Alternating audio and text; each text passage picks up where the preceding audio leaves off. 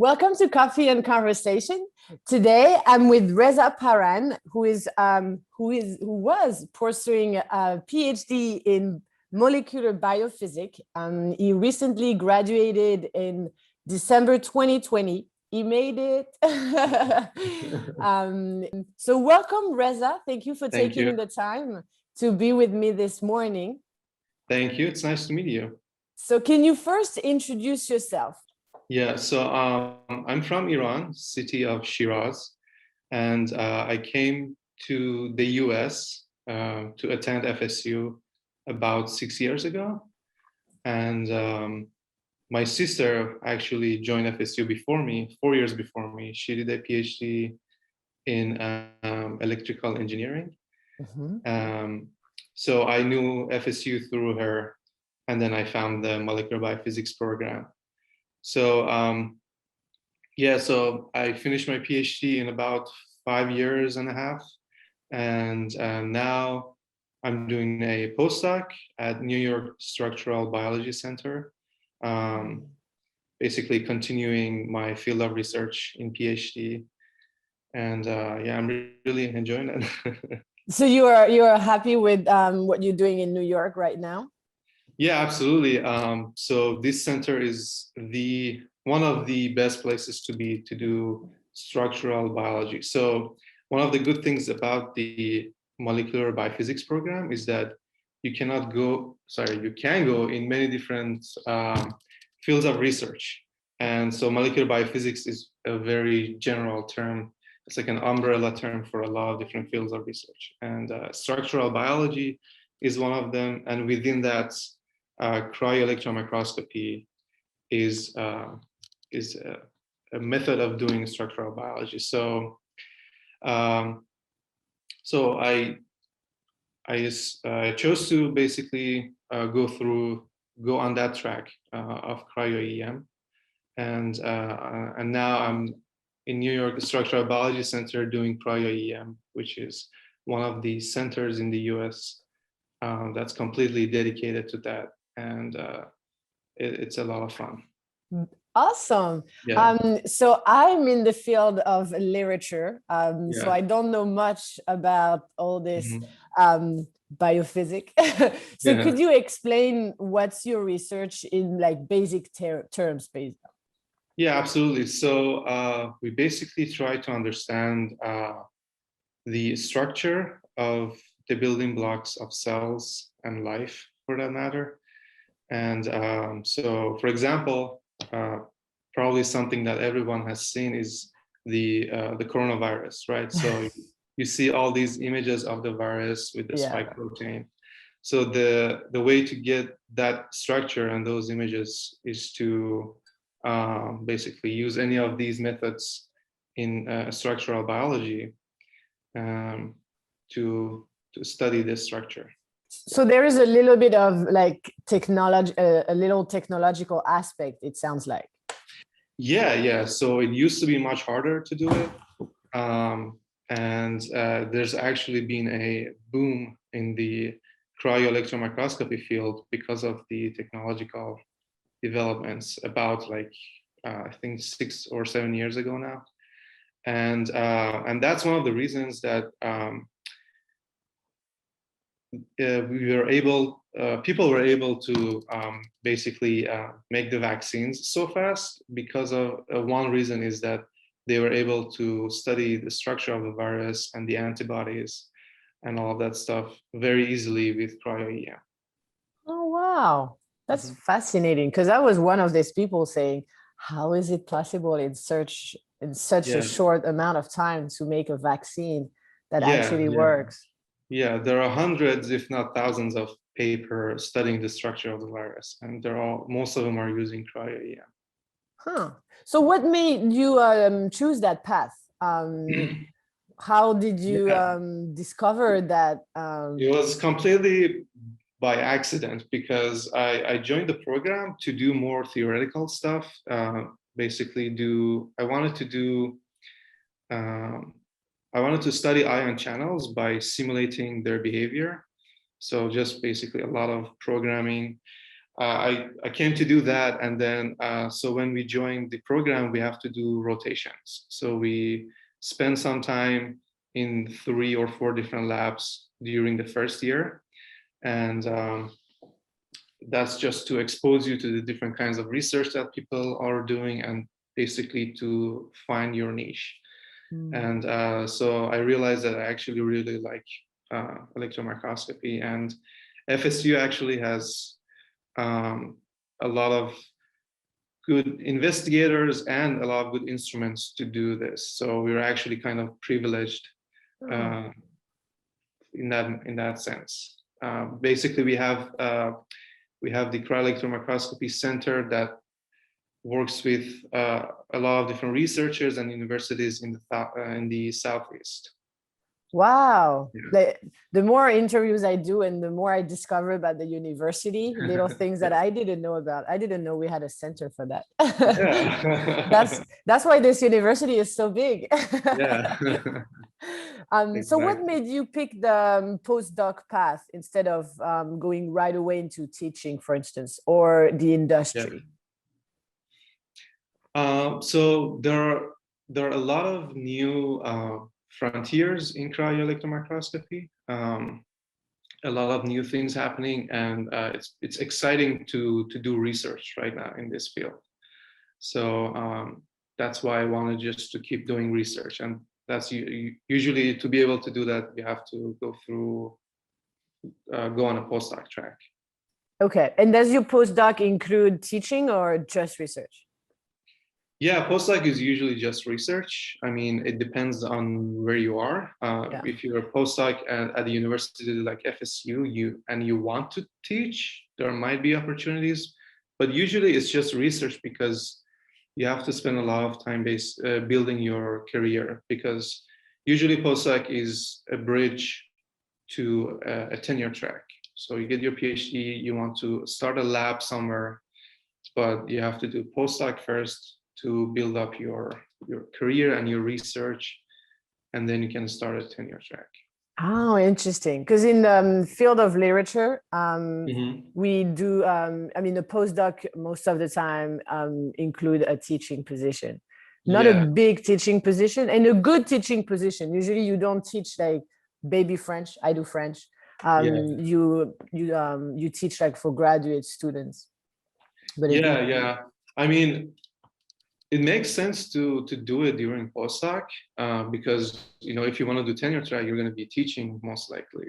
Yeah. But I think the way that at least in our field and a lot of other STEM fields, it's usually just you have to just spend a lot of time doing research. Because research takes time. Oh yes, it does.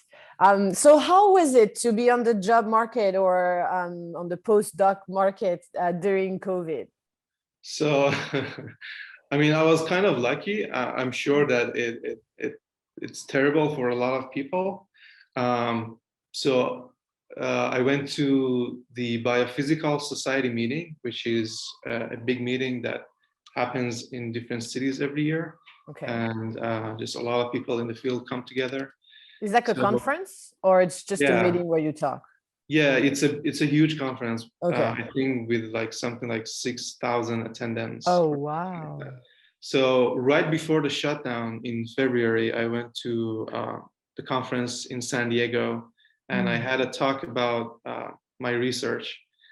And after the talk, someone approached me, and they offered a postdoc position. And so just like that? Yeah. So I got a good start, but I didn't join the lab. It's not the place that I am at right now. Okay. But it was not that difficult. But so how did you get the position that you have right now? Did you was it applying on this huge platform, or was it like more connection, network?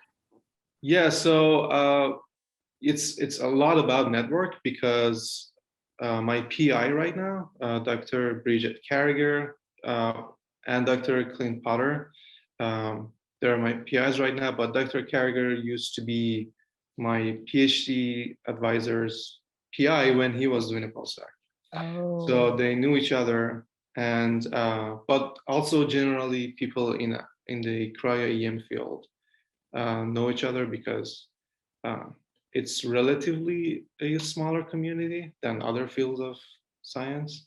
okay. Um, so yeah, people know each other, and I just emailed them, and they happen to be looking for a postdoc, and our goals aligned. So Oh, perfect. yeah, Oh, yeah, yeah. That now I understand why you said I was lucky. yeah, yeah. So, what would be your advice for somebody on the job market? If you had to give one or two advice of things that you're really happy you did, or maybe things that you wish you had done, or things that you have done but you shouldn't have Yeah, done. yeah. So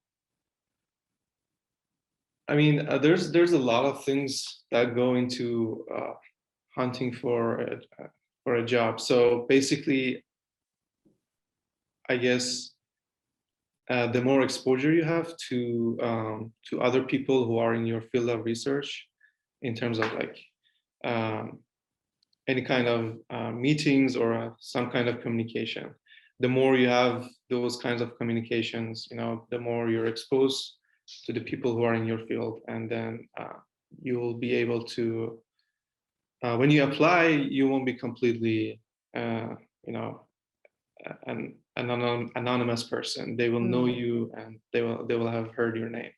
Spending a good amount of time preparing your CV. I think I spent like a month preparing my CV, and it wasn't still the best CV, Oh, but wow. it takes a lot of time. So it's never too late to start writing your CV.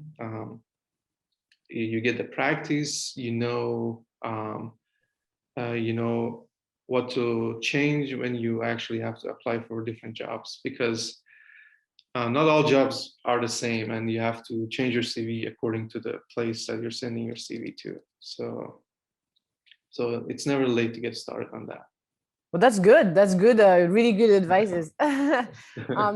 And what about an advice for people struggling finishing their PhD? Or, you always go through that moments, that phase where you're like, do Yeah. I need this PhD? Maybe I should Mhm. just quit, which is why a lot of people actually quit their PhD.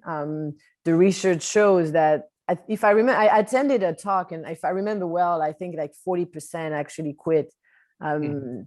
their PhD. So you made it. You graduated with your PhD, but I'm Yeah. sure you went through that phase where it's hard and it's so Yeah. long. So Yeah. what would you say to those people struggling and being in that phase? Yeah. So it might sound cliche, but the first thing to do is just to keep trying. If your experiments are not working, or you're not getting the results you're looking for, you just have to keep trying different things. But beyond that, because when you're doing science, everything is unpredictable. Especially like in our field, you're working with cells, and you want them to give you a specific result, but they don't always do. So you may not always end up with like something impactful, but the important thing to keep in mind is that during your PhD, you're learning all these skills, skills for doing research, skills for writing, skills for presenting, skills for critical thinking. And these are the things that stay with you when you move on to your new job, because usually you don't even take your research to your new job. It usually stays at your PI's lab for a lot of people. And so if you're not getting the amazing results that you're looking for, you still have your skills, and that is valued in the job market. It's not completely hopeless if your experiments are not working. Well, that's a great advice. The skills that we actually get from this PhD. It's not only the research, as you said. Yeah, Yeah, I never yeah, thought about that part. yeah. And I guess the best thing to do is to get as many skills as you can. So depending on the department that you're at, there's always a variety of things that you can do and you have access to. Yeah. And it's always good to do as many different things as you can, because then you just expand your skill set. Yeah. My last question is, if you could picture yourself in 5 years, where would you be? Where would you like to be? I would still be doing the same kind of research, cryo-electron microscopy, and hopefully from the research that I'm doing right now, I can basically just keep building on that. I really want to look at neurons and study neurons in terms of structural biology. And I hope that becomes more and more of a reality. And I hope that I can make some good projects out of it. Do you see yourself, sorry, do you see yourself as a professor in 5 years, or more as a full-time researcher in some kind of institute? Yeah, I'm open to both. So I'll have to see where the future takes me. Okay, sounds great. Well, I wish you good luck with everything. Yeah. It sounds like you're in a good place in New York and happy. So I hope it stays this way. Thank you. Thank you for taking the time for this interview, and I wish you the best. Thank you so much. Have a good day.